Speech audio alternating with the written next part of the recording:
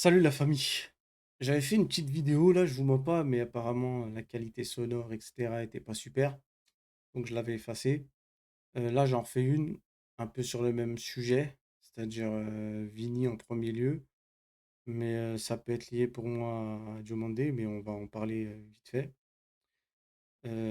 Déjà, je vais commencer par un truc très simple, c'est que faut pas se tromper en fait. Faut pas se tromper dans le sens où tu peux voir les choses de deux manières différentes. Tu peux les voir en tant que supporter, mais tu peux les voir aussi en tant qu'homme. Donc à un moment donné, il faut arrêter de penser que c'est que, comment dire, qu'un avis peut être donné que d'une certaine manière. Non, il y a toujours deux façons de voir les choses. Et ensuite, en tout cas moi je vous explique comment moi je vois les choses, et ensuite il faut savoir les regrouper pour pouvoir comprendre qu'est-ce qui est le mieux et qu'est-ce qui est plutôt négatif. Pour moi, dans l'histoire de Vinicius actuellement, il y a beaucoup de négatifs qui en ressortent. Et je vais vous dire un peu le contexte, comment dire, que je peux voir en tant que supporter et que je peux voir en tant qu'homme. Et en fait, si tu réunis les deux, tu arrives à un résultat qui est pas bon pour Madrid, plus que pour Vini. La première chose, c'est qu'en tant que supporter, on va se dire, ouais, mais vas-y, footballistiquement parlant, c'est mieux qu'il parte. Pourquoi il réclame autant d'argent s'il aime Madrid? Tout ce genre de questions-là qui se posent uniquement quand tu vois les choses d'une manière extérieure et que tu n'es ni dans la position de Vini, ni en réalité même dans la position de Madrid. Tu es que dans la position où toi, tu es un mec qui regarde le foot et que tu veux que ton équipe gagne. Mais ce qui me dérange, c'est que je ne comprends pas comment les gens peuvent penser comme ça, même en tant que supporter, sachant qu'on parle d'un joueur qui t'a fait gagner. Et que le problème vient de ce qu'on a donné à un joueur qui ne t'a rien donné actuellement. Bien évidemment, je ne remets pas, encore une fois, je précise que dans cette vidéo, quand je vais parler d'Mbappé, je ne blâmerai jamais le joueur. C'est le Real qui lui a donné tout ça. Maintenant, je comprends qu'on puisse penser comme ça en tant que supporter, mais le problème, c'est que je trouve qu'aujourd'hui, on a la mémoire courte de fou. Parce qu'en fait, tu as gagné 2 Ligues des Champions. Et dans les deux, c'est un joueur majeur, qu'on le veuille ou non. Alors certes, Benzema, c'est le boss en 2021-2022, mais je vous invite à aller regarder les stats de Vini, surtout dans les matchs les plus importants. Euh, Tu regardes contre Paris, euh, il est sur le premier but, quand Benzema presse Donnarumma. C'est lui qui suit le pressing et qui fait la passe décisive à Benzema. Il est sur les actions des deux autres buts.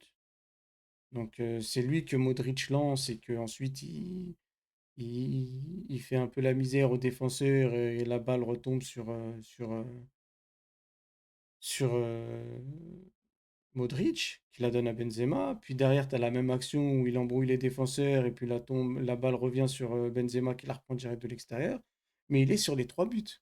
Ensuite, quand tu regardes Chelsea, c'est encore pire parce que Chelsea fait un 1-2 avec Benzema où Benzema met un but de la tête, même si la remise de Vini n'était pas super. Il te met un but, enfin, il te fait une passe D aussi au match retour sur la tête de Benzema dans la surface. Je crois que c'était un match retour ou au match aller, je sais plus, mais en tout cas, il lui fait une autre passe décisive à Benzema. Contre City, il met un but exceptionnel et il marque en finale. Et puis pour 2024, c'est assez récent, je ne vais pas vous rappeler ce qui s'est passé en 2024.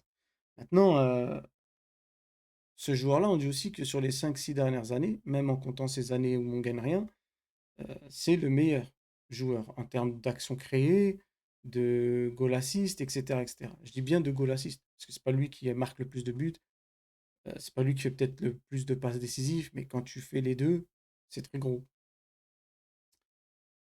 Donc en fait, c'est compliqué pour moi de comprendre en tant que supporter, là je parle bien en tant que supporter, comment on veut se débarrasser du dernier joueur qui nous fait gagner, sachant son âge. Parce que c'est pas juste le niveau du joueur, c'est aussi l'âge qu'il a. parce que j'entends les comparaisons des supporters qui disent de la merde juste par haine du joueur ou je ne sais quoi, mais quand j'entends les gens dire parler de CR7 qui part, de Ramos qui part, on n'a retenu personne. Les gars, il y a une différence entre retenir quelqu'un qui est en fin de carrière, ou pratiquement en fin de carrière, et retenir quelqu'un qui est à la fleur de l'âge. On est en train de parler d'un mec là, qui va avoir 26 ans. Enfin, qui a eu 26 ans d'ailleurs. À peine là, en décembre, en juillet. Donc à un moment donné, les mecs, c'est rien à voir. Ça n'a rien à voir. C'est-à-dire que en termes de football ou en termes même de produits marketing, il a encore tellement d'années devant lui. Donc votre histoire de comparaison, gardez-la dans votre poche. C'est un argument éclaté au sol. Il sert à rien, votre argument. Il pue le foin, l'argument, je vous le dis, moi. Il pue la paille. Donc venez, on remet la mosquée au milieu de la cité, hein, sans vouloir faire de blagues bizarres. Mais plus sérieusement, les gars, non, Vini est très loin. Vini est très loin. C'est un joueur qui peut rapporter beaucoup d'argent, marketing, droit à l'image. Et c'est un joueur qui peut encore participer à te faire gagner des titres. Parce que là, qu'on le veuille ou non, sur ces 2 dernières années, en stats, il est pas loin d'être dans le top 3, top 4 des meilleurs ailiers du monde, malgré des saisons où on gagne rien. Donc voilà, ça c'est pour le terrain. Et pour le côté supporter. Maintenant, côté homme, tu ne peux être que de son côté. Parce qu'on te ramène quelqu'un à qui on donne tout, alors que toi, tu viens de sortir d'une victoire de Coupe du Monde. On essaie de le faire passer pour un fou en disant ouais, mais il a attendu la Coupe du Monde. Parce que non, vous êtes tous des menteurs. Je vous le dis, vous êtes des menteurs. Parce que s'il y en a un de vous ici qui est prêt à venir en commentaire et me dire qu'il voyait le Brésil gagner la Coupe du Monde, c'est un mytho. Donc ça veut dire que Vini et son entourage se basaient sur la Coupe du Monde, soi-disant pour avoir plus, je sais pas quoi, c'est faux. Je suis sûr que même l'entourage de Vini savent très bien qu'on que le Brésil n'allait pas gagner la Coupe du Monde. On est juste en train de dire, de voir si lui allait faire une bonne Coupe du Monde ou non. Et pour moi, il a fait une bonne Coupe du Monde.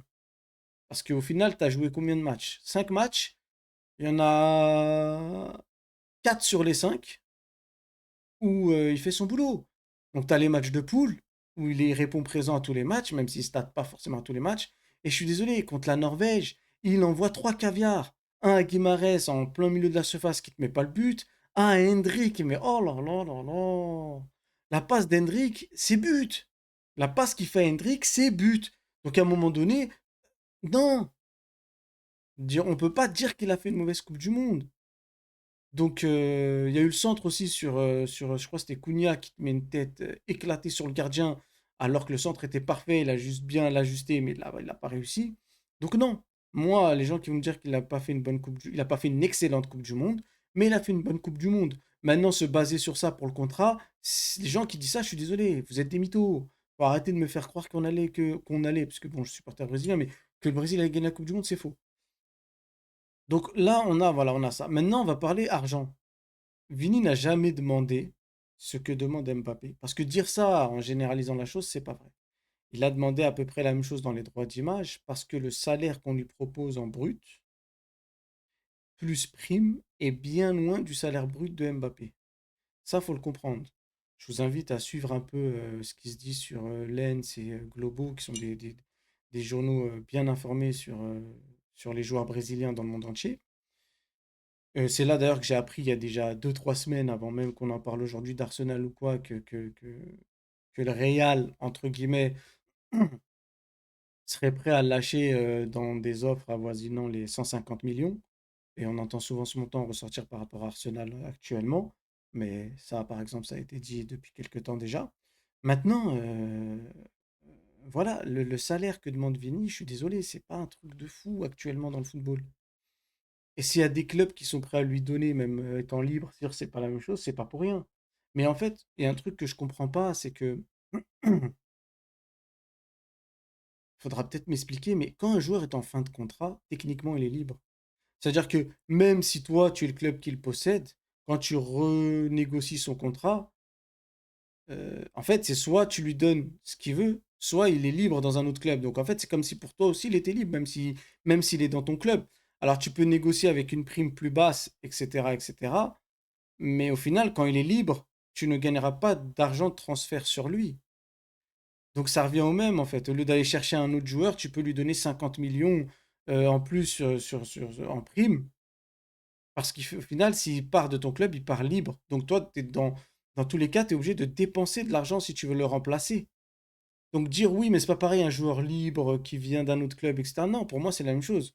Que tu sois libre parce que ton contrat est fini dans ton club ou que tu sois libre en arrivant d'un autre club, pour moi, c'est exactement la même chose en termes de primes, etc., etc. Parce que quand tu pars d'un club et que tu as ce niveau-là, que tu es top 5 mondial et qu'on va en chercher un autre, je veux dire, au contraire même, c'est mieux pour le club où tu es actuellement parce que vu que tu y es, ils peuvent te négocier une prime beaucoup plus basse que ce qu'ils iront donner à quelqu'un d'autre. Tandis qu'un club qui vient et qui est nouveau, par exemple comme Arsenal, eux, tu peux leur négocier limite une prime de transfert parce que, enfin une prime équivalente à une prime de transfert parce que justement, eux, ils sont dans l'obligation de dépenser, tu n'es pas chez eux. Donc s'ils veulent un joueur de ce niveau-là, ils vont sortir les 100-150 millions.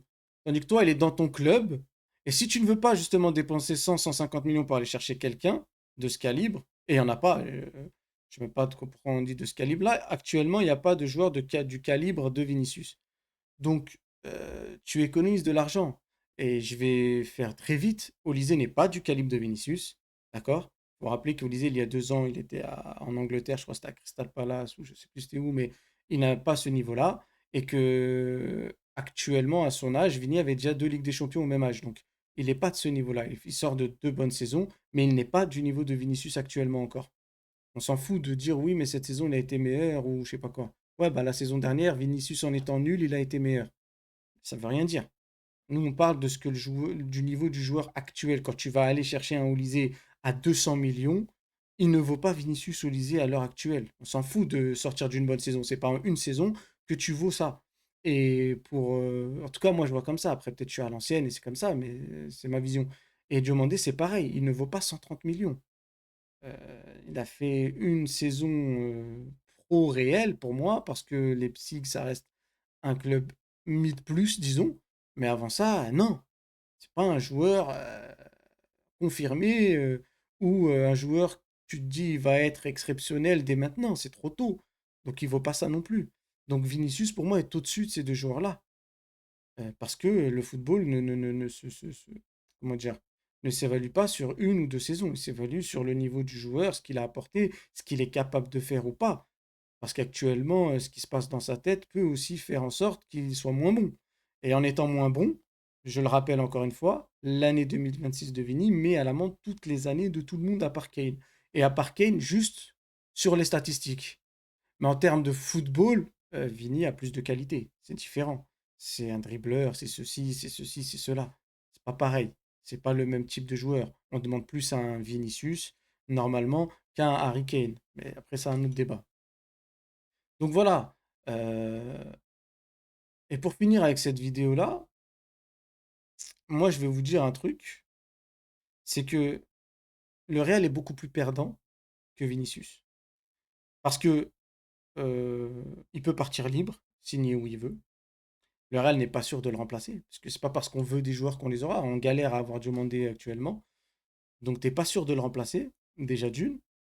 De deux, c'est toi qui t'es mis dans les problèmes en donnant le salaire que tu as donné à Mbappé et toutes les primes. Euh, il est normal que Vini demande ça. Si tu fais transférer Vini ou si Vini part gratuitement à cause de ça, tu vas avoir les mêmes problèmes avec Bellingham et Valverde. Alors, est-ce que le fait de ne pas casser ta grille salariale aujourd'hui, qui pour moi est déjà cassée avec Mbappé, mais on va dire que c'est une excuse à 2 balles, est-ce que ça fait que tu vas pas la casser avec Bellingham? Est-ce que ça fait que ça va pas, que tu vas pas la casser avec un autre joueur qui va peut-être même arriver sous une prime de transfert? Parce que demain, tu achètes 200 millions au Lisée. Allez, 100 millions, tu l'achètes. Disons que vas-y, c'est la fête, tu l'achètes pas cher. Combien tu vas lui donner de salaire? Je suis persuadé que tu vas lui donner plus que ce que réclame Vini aujourd'hui. Et ça va être justifié comment? Oui, mais c'est un nouveau joueur et tout. Non, c'est de la merde. C'est de la merde. Et de deux, une autre question un peu qui va faire réfléchir, c'est que est-ce que vous pensez aussi que si Mbappé n'a pas ce qu'il gagne, est-ce que vous pensez que Vini négocie ça? Ah, j'en suis persuadé que non. Je suis persuadé que si au Real Madrid, les droits d'image étaient restés tels qu'ils sont, Vini n'aurait pas réclamé autant en droits d'image. Mais en fait, quand tu as un exemple de salaire de contrat et de salaire dans ton équipe, automatiquement, tu te fixes sur ça. Donc, faire partir Vini en lui refusant ça, qu'est-ce que tu vas faire avec Bellingham? C'est ça la vraie question. Et garder Vini en lui donnant ce qu'il veut, qu'est-ce que tu vas faire avec Bellingham aussi? Parce qu'il lui reste 2 ans de contrat. Donc, à partir de fin d'année prochaine, il va pouvoir réclamer des choses lui aussi. Donc maintenant, c'est ça la question qu'il faut se poser, c'est est-ce que Vini est gourmand? Même en tant que supporter, tu es censé dire non. Parce que si tu es supporter d'un club, tu regardes ce qui se passe dans ton club et tu essaies de comprendre. Et l'erreur, elle a été faite déjà avec Mbappé, donc il est normal que les autres joueurs demandent truc. Parce que tu as beau être supporter, mais en tant que supporter, tu veux garder les meilleurs joueurs dans ton équipe. Et actuellement, s'imaginer plus tard que tu vas en recruter, c'est juste des suppositions. Ça ne veut pas dire que ça va arriver.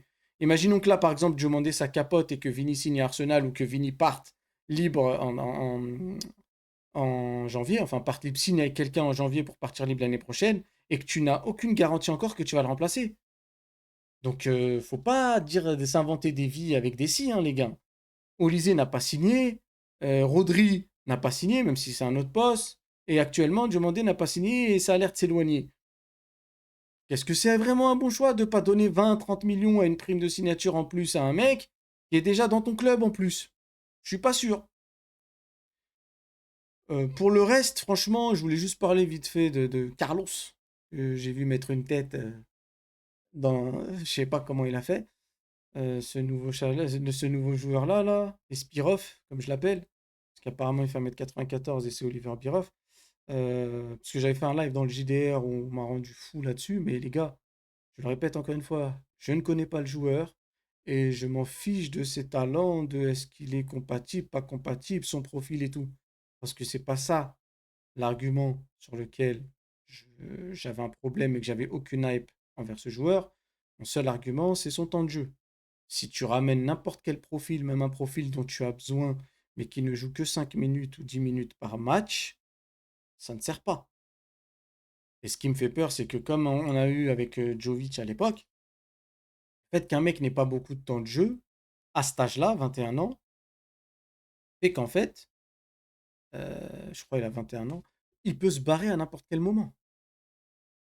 Donc, si tu le ramènes et que tu lui dis qu'il est remplaçant et que lui, il est prêt à être remplaçant, c'est bien au départ.